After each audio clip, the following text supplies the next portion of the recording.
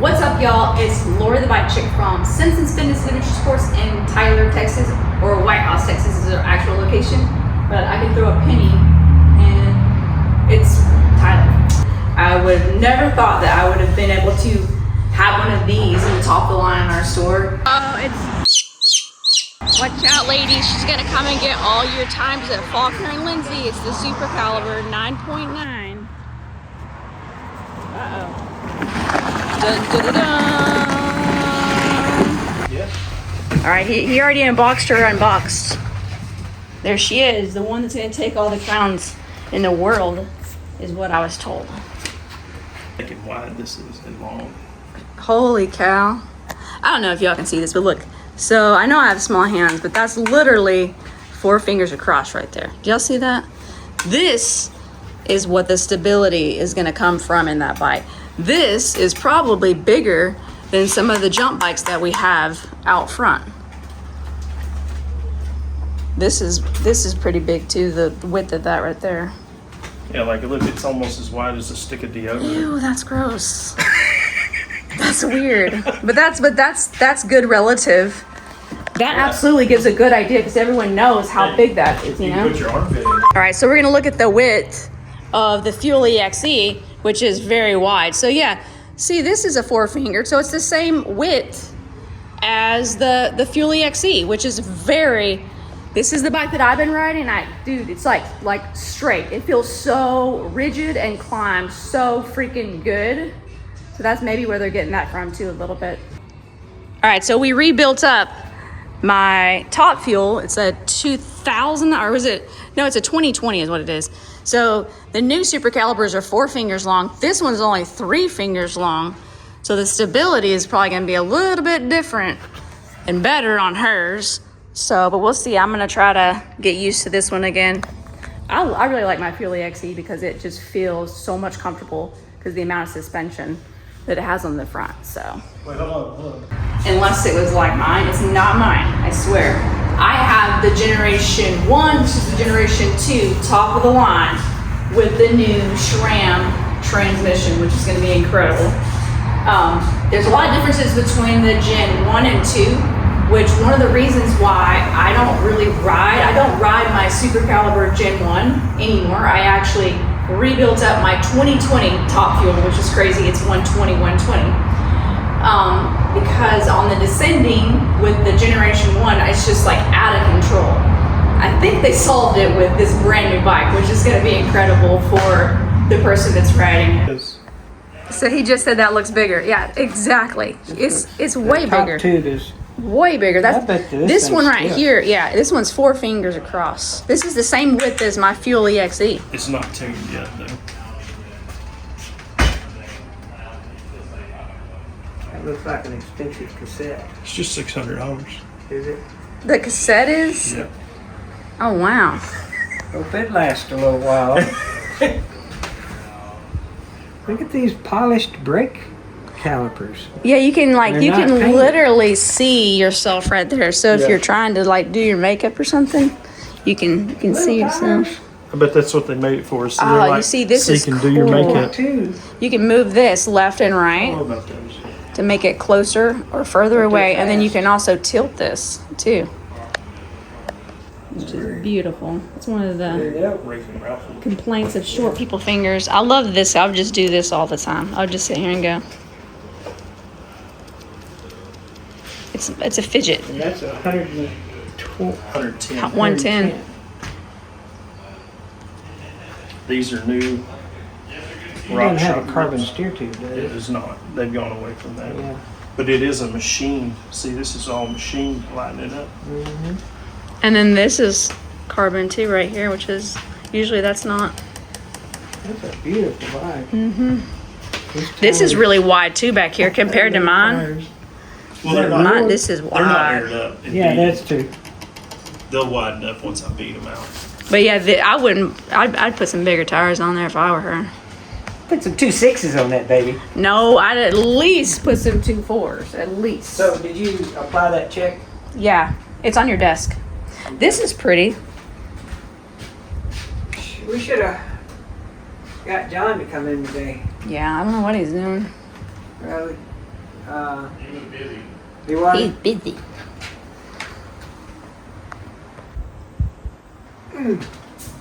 We busy. We busy.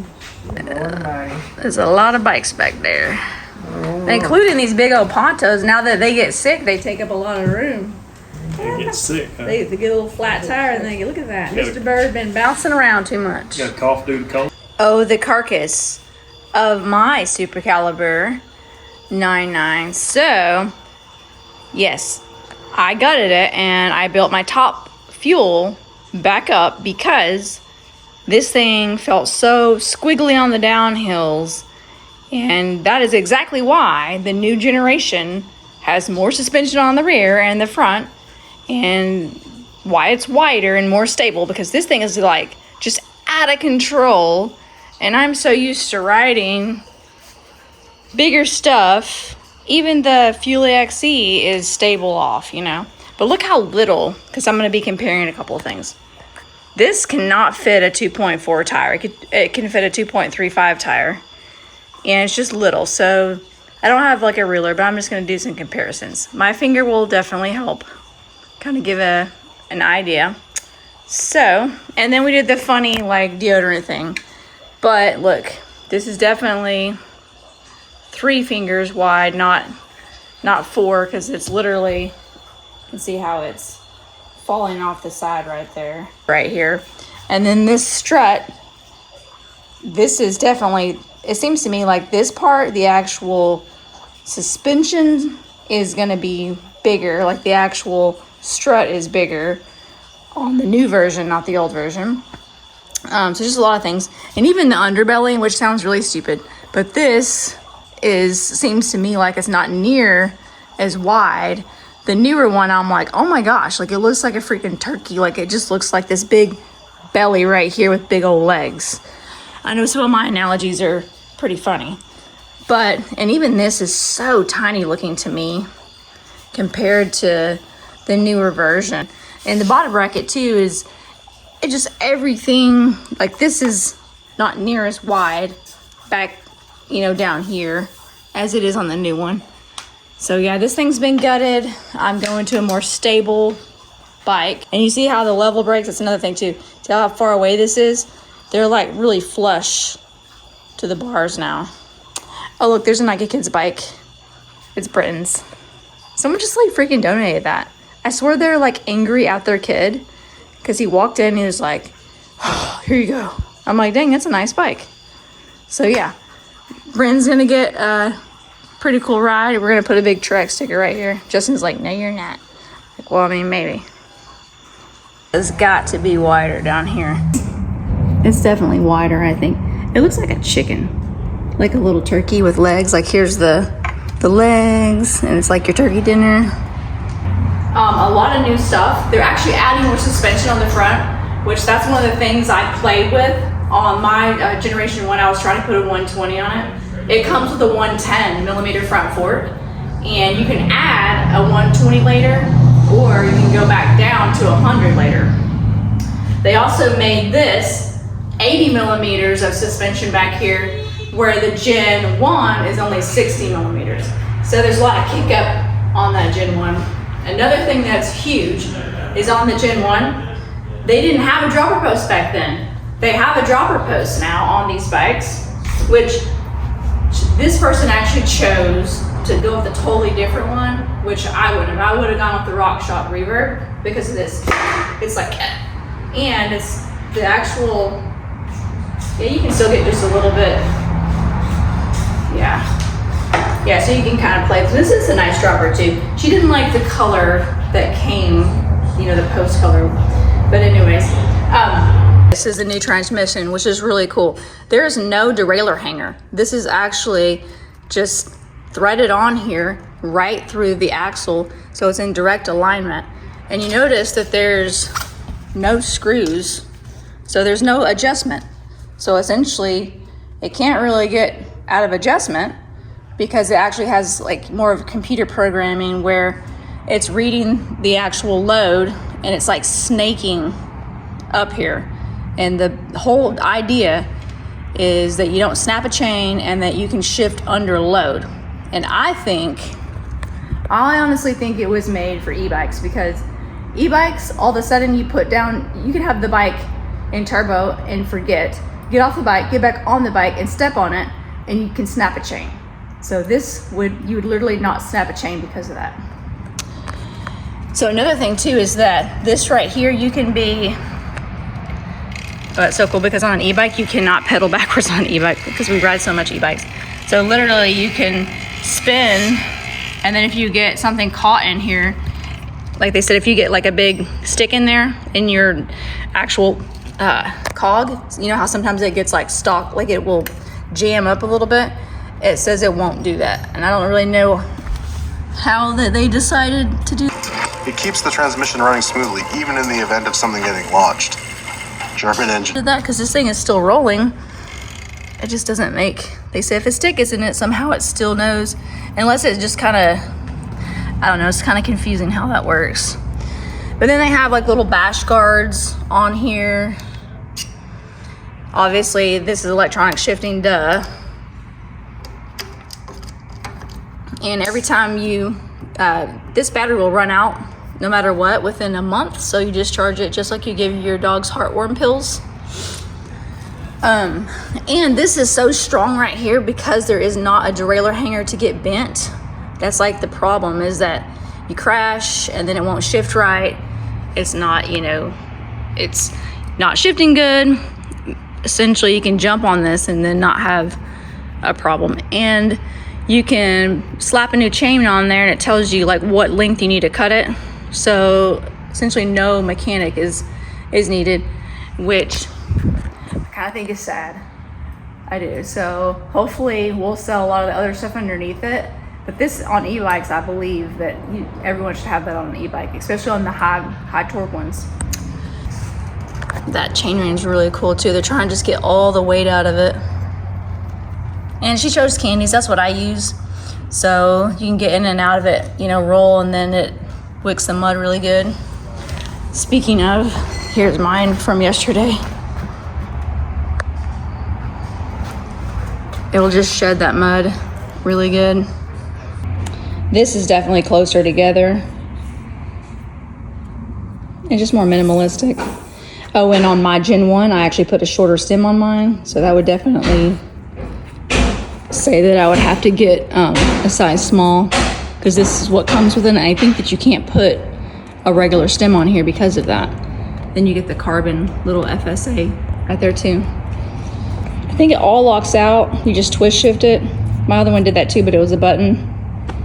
So,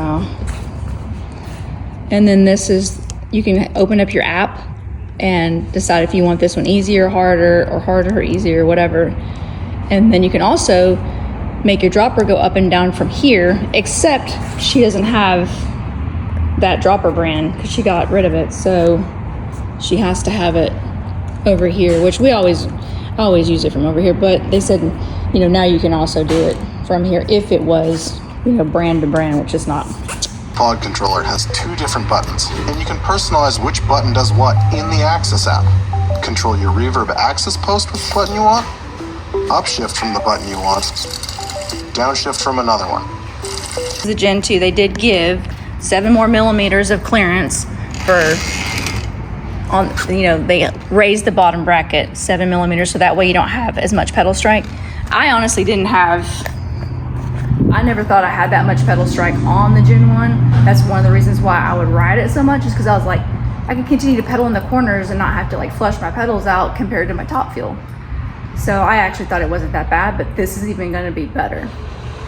So this is different. So they actually have like the sag written on the actual shock, which is helpful because this shock is, well, it's bigger than the Gen 1, but when I was trying to see my sag, it was hard because it was such a tiny little area right here for me to, you know, try to figure out. And then another thing that they did is that they made it really easy for you to work on it, which I would have to dig really deep to find that video. It was so funny. On the Gen 1, we had like little like Chinese food sticks in here trying to separate the there's like foam things in there. It was just, I was like, this is way too hard. But they made it where it's literally just 2 bolts here, and then there's one on the other side. And then this is all new. Mine doesn't have as much of this stuff on there, I don't think. It looks different. All of this in here looks different to me. That is so tiny. That hub is so tiny. That's definitely where they're getting some of that weight reduction. Another thing that was huge is that my Gen 1 Supercaliber, it came with a 2.0 tire, which this one is like a 2-inch or a 2.20 width tire. But I've always put the biggest I could fit back here. And this one, the newest one, you can actually fit a 2.4 on the back, which is amazing because that's going to give you more traction and splay on the actual bike. All right, we're going to weigh this thing. I think that they get the weight out of it with the wheels because those wheels are extremely light. I think it's maybe, I honestly believe close to 21 pounds. Even though they advertised it at a something. What's ounces? I said 20 pounds, 12 ounces. Oh, it's ounces? Well, then do it in the English stuff. See, I was 21, right? I knew. But that's with all the seals. I was correct. Yeah. I said 21 pounds. That's exactly what it felt like. So put some Schwabies on it. Mm-hmm. A Ray and a Ralph. And the Super Race, and let's see what it does. Yeah, I knew it was 21. They've actually made the distance from here to here, which is your wheelbase, like the actual length, longer. And I do have handy dandy notes because I accidentally crunched it up. So this is based on a medium size right here. So the one that I have, like the Generation 1, was actually, the wheelbase was 110.6 compared to the newest one, this one, which is 113. What that means is actually 113.8. It's going to track better. So having this, the distance from here to here, longer, it's going to track better, which is going to be huge. And then this part's wider up top. Obviously, we're going to go into those details later. And another thing is that the standover height. The reason why I think that I'm not going to ever fit on a medium of the newest generation is because the standover height is different, and then they lengthen the actual frame too. So the standover height on a medium, the Generation 2 is 77.2 compared to a medium in the Gen 1 is 76.